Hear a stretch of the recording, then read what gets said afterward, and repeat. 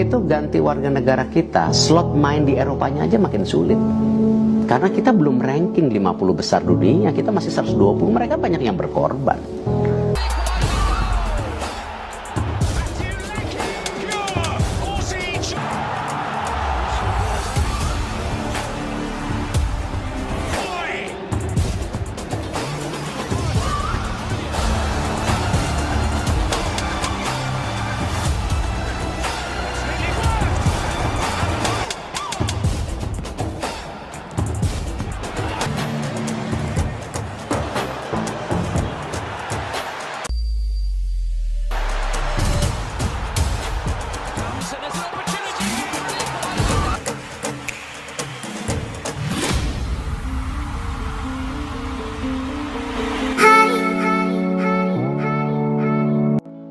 Peluang Elkan Bagot dipanggil Patrick Kluivert ke Timnas Indonesia jelang melawan Cina pada Juni 2025 menarik diulas.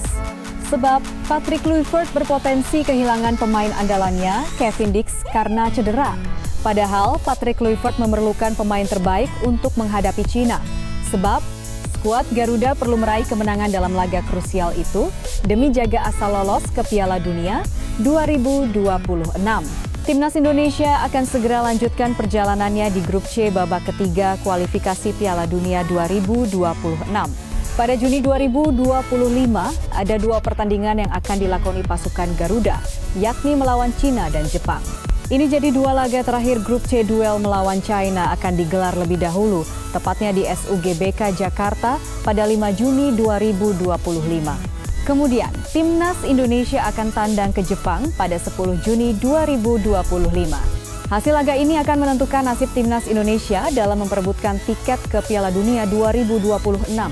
Kini, skuad Garuda masih menempati urutan keempat di grup C dengan 9 poin. Diketahui hanya tim peringkat 1 dan 2 di klasemen akhir babak ketiga kualifikasi yang lolos otomatis ke Piala Dunia 2026. Sementara itu, tim peringkat 3 dan 4 akan lanjutkan perjalanan ke babak keempat kualifikasi Piala Dunia 2026. Sayangnya, jelang melawan Timnas Cina, Patrick Kluivert berpotensi kehilangan sejumlah pemain andalannya. Salah satunya, Kevin Dix. Diketahui Dix alami cedera hamstring saat membela klubnya FC Copenhagen pada 13 April 2025. Parahnya cedera yang dialami membuat dirinya diprediksi absen hingga akhir musim FC Copenhagen. Tentunya Patrick Kluivert harus putar otak untuk mencari pengganti Kevin Dix. Akankah dirinya melirik Elkan Bagot? Elkan Bagot diketahui sudah lama absen membela Timnas Indonesia. Dia terakhir kali bermain bersama Timnas Indonesia saat Piala Asia 2023 melawan Australia. Dengan cedera Kevin Dix, Bagot berpeluang kembali berseragam Timnas Indonesia. Terlebih kini, Timnas Indonesia dipimpin pelatih baru Patrick Kluivert menarik menantikan laga tersebut.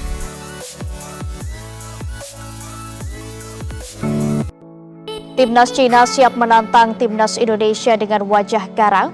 Tak ada ketakutan sama sekali meski tim naga akan bermain di neraka Stadion Utama Gelora Bung Karno, Jakarta. Duel Matchday 9 Grup C putaran ketiga kualifikasi Piala Dunia 2026 zona Asia akan berlangsung pada 5 Juni. Nasib Indonesia masih lebih baik dibandingkan Cina. Tim naga terpuruk di dasar klasemen, buntut dari 2 kekalahan beruntun dari Australia dan Arab Saudi. Indonesia sendiri berada di posisi keempat bermodalkan 9 poin atau lebih berpeluang melaju ke fase selanjutnya. Sempat terpuruk usai dipermak Australia 5-1, skuad Garuda mampu bangkit dari keterpurukan setelah sukses mengalahkan Bahrain 1-0 di laga terakhir. Meski berada di atas angin, namun di atas rumput semua bisa terjadi. Dengan kata lain, tak ada jaminan 100% JITZS bisa memenangkan duel. Biar bagaimanapun, Cina tetaplah tim tangguh. Terlebih pada pertemuan pertama tahun lalu, pasukan Branko Ivankovic mampu melumat Indonesia 2-1. Di tengah persiapan tim tamu yang kian menggebu, ada kabar tak sedap dari ruang ganti Timnas Indonesia. 2 pemain kunci, Maarten Paes dan Marcelino Ferdinand, dipastikan tak bisa tampil karena terbentur akumulasi kartu kuning. 2 jagoan lainnya, Kevin Dix serta Dean James, juga masih dibekap cedera. Keduanya harus berurusan dengan tim medis lantaran cedera saat membela klubnya masing-masing. Target tinggi yang dipatok China membuat Branko Ivanovic tak mau melewatkan sedetik jua untuk terus memantau performa maupun perkembangan anak-anak asuhnya, termasuk duo bintang pemain naturalisasinya yakni Thias Browning dan Serginho. Siapa keduanya dan seberapa garangnya mereka sehingga JITZES DKK kudu ekstra was-was. Thias Browning, nama Cinanya Jiang Guangtai, berusia 30 tahun, kelahiran Liverpool, Inggris. Ini resmi menjadi warga negara Cina pada 2020. Sejak saat itu, Thias Browning mendapat satu tempat utama di lini belakang tim Dragon. Di negeri tirai bambu, nama Thias Browning berkibar gagah. Saat ini ia bermain untuk Shanghai Port di kasta teratas Cina. Serginho, terbilang wajah anyar, Serginho baru melakoni debutnya bersama timnas Cina dalam matchday 8 grup C putaran ketiga kualifikasi Piala Dunia 2026 zona Asia melawan Australia. Sial bagi Serginho, debutnya ternoda kekalahan 2 gol tanpa balas. Gelandang 30 tahun ini merupakan tambahan tenaga sekaligus harapan bagi Cina jelang bentrok kongra timnas Indonesia dan timnas Bahrain. Pemain keturunan Brasil ini punya sebakul pengalaman. Ia pernah memperkuat Santos sebelum akhirnya dipinjamkan kepada Vitória, Santo André, dan América Mineiro. Selain itu, ia juga pernah berkostum Kashima Antlers dan Changchun Yatai sebelum akhirnya jatuh ke pelukan Beijing Guoan. Timnas Indonesia menjadi daya tarik saat ini. Banyak pemain keturunan tertarik membela tim Garuda. Timnas Indonesia memang gencar mencari pemain keturunan dalam 5 tahun terakhir. Saat ini saja, ada lebih dari 15 pemain keturunan yang sudah bergabung. Dan belum berhenti di situ, PSSI selaku federasi masih terus mencari pemain anyar. Yang terbaru digait adalah Ole Romeni, penyerang muda kelahiran Belanda yang baru saja disumpah WNI. Timnas Indonesia kini juga menjadi daya tarik. Ada beberapa pemain yang mengaku tertarik membela tim Merah Putih. Mereka adalah Emiliano Jonathans, Dion James, hingga Joe Veltman. Ketiganya berkarir di Eropa dan menyatakan kesiapannya membela timnas Indonesia. Joe Veltman, bek yang bermain di Premier League untuk Brighton, Hove Albion, telah mengungkapkan keinginannya untuk membela tim nasional Indonesia. Pemain berusia 33 tahun ini memiliki darah Indonesia dari neneknya. Berikut adalah penjelasan regulasi apakah Veltman bisa bermain bagi skuad Garuda atau tidak. Veltman telah mencatatkan 28 caps bersama timnas senior Belanda dan sering menerima ajakan dari netizen untuk bermain untuk Indonesia. Ayo bermain untuk Indonesia, saya melihat itu setiap hari, ungkap Veltman seperti yang dilansir dari Voetbal Primer. Saya hanya harus menyelaminya suatu saat nanti. Tambahnya, ex-pemain Ajax ini berniat untuk menyelidiki secara serius apakah masih ada kemungkinan baginya untuk memperkuat timnas Indonesia. Dia juga menyadari ada pemain-pemain Belanda yang kini memperkuat timnas Indonesia. Saya belum pernah menyelidikinya. Kalau itu mungkin saya tidak akan mengesampingkannya. Mungkin saya harus menyelidikinya sendiri, kata Veltman.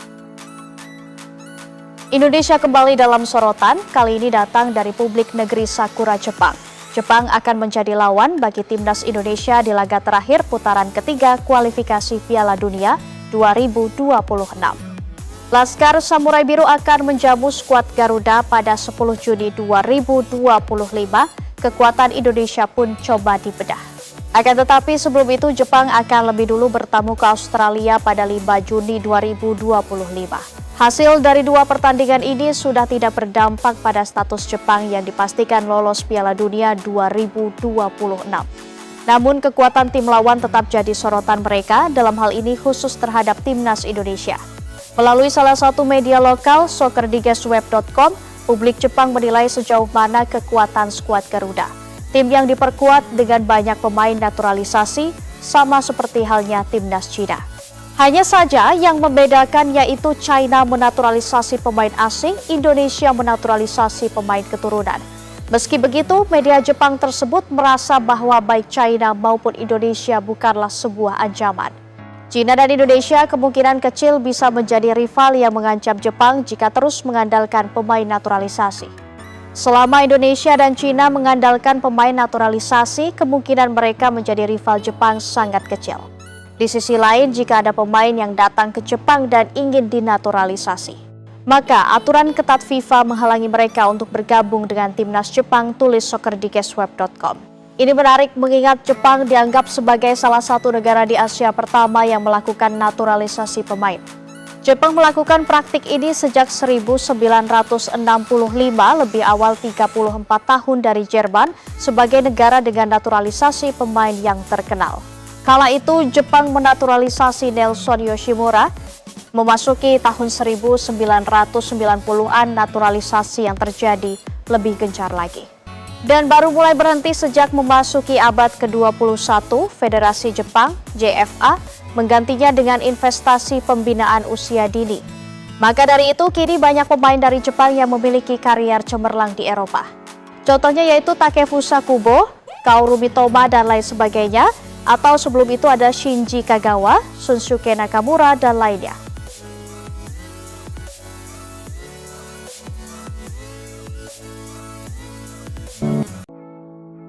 Rencana naturalisasi pemain masih gencar digalakan Persatuan Sepak Bola Indonesia (PSSI). Makin banyak nama-nama besar yang diincar. Dalam upaya melambungkan sepak bola Indonesia ke dunia, PSSI berencana menaturalisasi gelandang Leeds United Pascal Struijk bersama 4 pemain keturunan Indonesia lainnya yang tengah bermain di luar negeri. Proyeksi PSSI itu mendapat sorotan dari media Vietnam. Dikatakan rencana gila naturalisasi itu sebagai ambisi Indonesia untuk menaklukkan dunia. Pemain yang diincar antara lain Mauro Zijlstra, FC Volendam U21, Miliano Jonathans, FC Utrecht, Dean Exilon Zenbergen, VVV Venlo, dan Tristan Guijer, PEC Zwolle. Khususnya hanya Pascal Struijk yang berusia 25 tahun, selebihnya berusia antara 20-21 tahun, menunjukkan bahwa PSSI tengah membentuk masa depan jangka panjang sepak bola Indonesia. Dengan Pascal Struijk yang telah bermain untuk Leeds United selama lebih dari 5 tahun dan memiliki nilai transfer hingga 16 juta euro atau sekitar 264 miliar.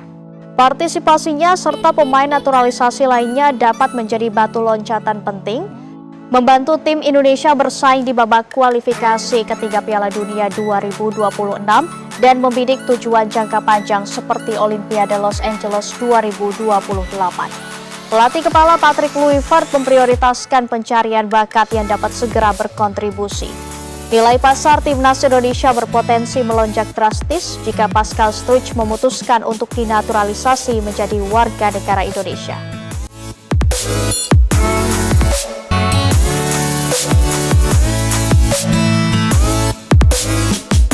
Bek Leeds United ini memiliki darah Indonesia dari kakek neneknya yang lahir di Hindia Belanda. Struijk saat ini tercatat memiliki nilai pasar sebesar 16 juta euro atau sekitar 298 miliar. Angka fantastis ini akan langsung menjadikannya pemain termahal dalam sejarah timnas Indonesia. Timnas Indonesia kini berada di peringkat ke-6 Asia dengan nilai pasar 93 juta euro, Rp 688 3 miliar. Kehadiran Struijk akan menambah total nilai menjadi 93 juta euro, 986 miliar. Lonjakan nilai ini akan mengangkat posisi timnas Indonesia ke peringkat 4 Asia, menggeser Iran dan Uni Emirat Arab.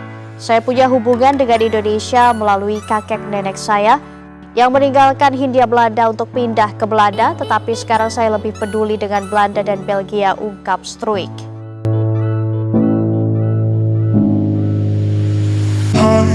Soal proses naturalisasi Jairo Riedewald untuk laga Timnas Indonesia pada Juni mendatang.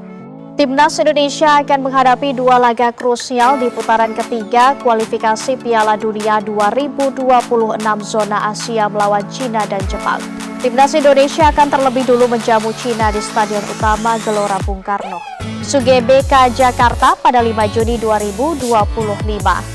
5 hari berselang, tim besutan Patrick Kluivert tersebut akan menghadapi lawan yang sangat tangguh yaitu Jepang di Suita City Stadium. Saat ini skuad Garuda masih berada di peringkat keempat klasemen sementara grup C dengan koleksi 9 poin dari 8 laga.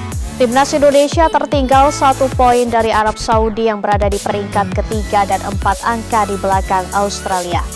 Sementara itu, Bahrain dan Cina yang ada di posisi kelima dan keenam membuntuti timnas Indonesia dengan koleksi 6 poin jelang laga kontra Cina dan Jepang pada Juni nanti. PSSI saat ini dikabarkan sedang berusaha untuk menaturalisasi pemain keturunan baru. Media Jepang Koli menyebutkan bahwa pemain yang saat ini sedang diincar oleh PSSI adalah Jairo Ridowal. Memulai debutnya untuk tim nasional senior pada usia di bawah 21 tahun, sehingga ia memenuhi persyaratan bermain 3 pertandingan atau kurang untuk bergabung dengan Garuda julukan Tim Nasional Indonesia. Namun, kami masih berjuang dengan proses penambahannya ke Tim Nasional Indonesia, ujar sumber tersebut. Tidak jelas apakah ia akan siap tepat waktu untuk seri bulan Juni. Kehadiran Jairo akan sangat penting untuk mengalahkan Cina dan Jepang, tetapi kami tidak tahu apakah proses aplikasinya akan selesai tepat waktu, kata sumber tersebut. PSSI akan mencoba untuk menyelesaikan proses naturalisasi Jairo Ridowal sebelum putaran keempat kualifikasi Piala Dunia 2026. PSSI Persatuan Sepak Bola Indonesia saat ini sedang dalam proses melakukan pengaturan yang diperlukan. Mereka sedang melakukan pengaturan sehingga dia akan siap untuk seri Juni, tetapi jika dia tidak dapat hadir, mereka mungkin mempertimbangkan untuk memanggilnya untuk babak playoff, katanya. Resmi, FIFA setujui naturalisasi Jairo Ridowal, berhasil lobby, timnas Indonesia makin kuat. Kabar bombardir datang dari markas PSSI. Setelah proses panjang dan lobby keras, FIFA akhirnya menyetujui naturalisasi Jairo Ridowal. Congratulations to the Football Association of Indonesia and Pemain berdarah Indonesia Belanda ini resmi bisa memperkuat timnas Indonesia. Gak main-main, PSSI dikabarkan mengerahkan semua koneksi internasionalnya untuk meyakinkan FIFA. Presiden PSSI Erick Thohir bahkan disebut-sebut langsung bernegosiasi dengan petinggi FIFA untuk mempercepat proses ini. Dengan tinggi 182 cm dan pengalaman 80 pertandingan Premier League, Jairo akan menjadi senjata baru Patrick Kluivert. Posisinya yang fleksibel sebagai bek kiri, gelandang bertahan, atau bek tengah solusi masalah lini pertahanan Garuda. Pelatih Kluivert dikabarkan sudah menyiapkan skema khusus untuk Jairo. Targetnya, langsung debut di kualifikasi Piala Dunia 2026 atau Piala Asia 2027. Bagaimana perasaan kalian Sobat Garuda? Siap melihat duet Jairo dengan Sandy Walsh di lini belakang timnas? Mengenai tentu pemain naturalisasi, kita tunggu saja prosesnya. Jangan sampai kita, karena ini kan semua proses. Pak Menpora sendiri sudah telepon kepada Pak Menteri Hukum. Menteri Hukum juga mensupport seperti biasa. Kami juga sudah sosialisasi ke DPR untuk juga minta supportnya. Bahkan Bapak Presiden sendiri, Bapak Presiden Prabowo juga sudah disampaikan melalui Pak Menpora, pasti beliau sangat menjunjung tinggi bagaimana bangsa kita bisa dipandang di dunia, ya, karena kita bangsa besar. Gitu. Dokumen Jairo Ridowal ditemukan PSSI. Profil pemain keturunan Indonesia yang dikaitkan dengan timnas Garuda. Jairo Ridowal adalah pemain sepak bola profesional kelahiran Belanda 9 September 1996 yang memiliki darah Indonesia dari ibunya yang berketurunan Belanda Ambon. Ayahnya berasal dari Suriname. Pemain berposisi gelandang bertahan, bek tengah ini pernah membela klub-klub top Eropa seperti Ajax Amsterdam, Crystal Palace, dan kini bermain untuk Royal Antwerp di Liga Belgia. Karier klub dan prestasi, Ajax Amsterdam 2014-2017. Meraih gelar Eredivisie dan runner-up UEFA Europa League. Crystal Palace 2017-2024. Tampil 96 kali dengan 3 gol dan 1 assist. Royal Antwerp 2024 sekarang. Kontraknya terancam tidak diperpanjang akibat cedera dan performa kurang memuaskan. Kaitan dengan timnas Indonesia, regulasi FIFA.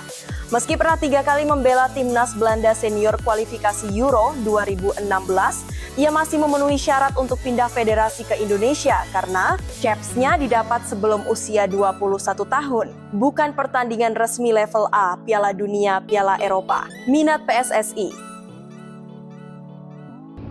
Nah, Jairo kebetulan sudah sangat welcome. Pelatih Patrick Kluivert secara terbuka menyatakan keinginannya untuk menaturalisasi Riedewald guna memperkuat lini tengah timnas Indonesia. Potensi kontribusi untuk timnas pengalaman Eropa, bekal bermain di Liga Premier dan Eredivisie bisa meningkatkan kualitas pertahanan Garuda.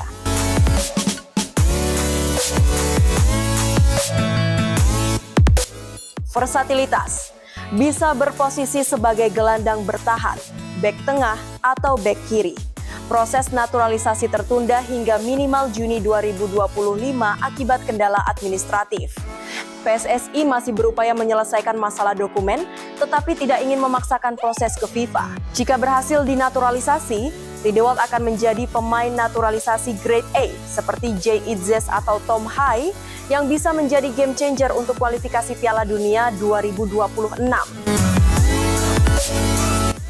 Erick Thohir bongkar strategi jitu alasan TC Timnas Indonesia berlangsung di Bali. Ada strategi khusus yang dipakai PSSI memilih Bali dijadikan sebagai lokasi buat menggelar training camp TC Timnas Indonesia sebagai persiapan pertandingan Juni mendatang. Itu adalah karena Pulau Dewata merupakan destinasi wisata yang cukup terkenal. Untuk diketahui, PSSI menjadwalkan pemusatan latihan berlangsung pada 26 Mei mendatang. TC yang dijadwalkan tersebut bisa dikatakan lebih cepat dari biasanya. PSSI ingin pemain lebih matang saat pertandingan nanti sehingga diputuskan TC lebih awal. Agar pemain bersemangat, Bali dipilih sebagai tempat pemusatan latihan. Terlebih lagi di saat itu sejumlah kompetisi termasuk Liga 1 Indonesia sudah memasuki masa liburan. Agar tidak jenuh, Bali cocok karena suasana wisata yang kental. Ya memang kita mendorong pemain untuk menarik dari liburan.